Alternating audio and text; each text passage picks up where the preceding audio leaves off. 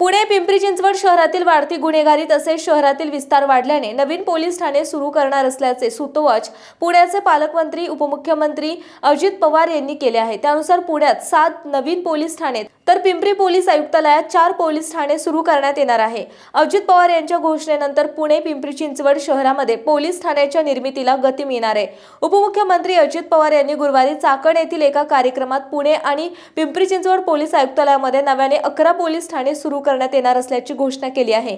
या घोषणेनंतर नवीन पोलीस ठाण्याच्या निर्मितीच्या प्रवासात गती मिळणार आहे। पुणे पोलीस आयुक्तालयामध्ये आंबेगाव, नांदेड सिटी, बाणेर, खराडी, वाघोली, फुरसुंगी, काळेपळळ ही 7 नवीन पोलीस ठाणे प्रस्तावित आहेत।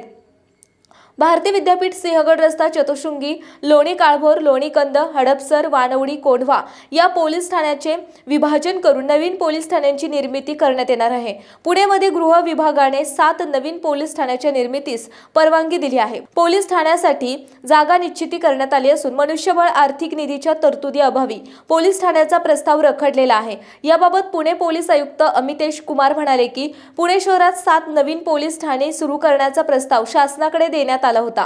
याबाबत गृहमंत्री आणि अर्थमंत्र्यांकडे पाठपुरावा करण्यात आला। संबंधित प्रस्ताव अंतिम टप्प्यात आहे। विधानसभा निवडणुकीची आचारसंहिता लागू होण्यापूर्वी प्रस्ताव मान्य होण्याची शक्यता आहे।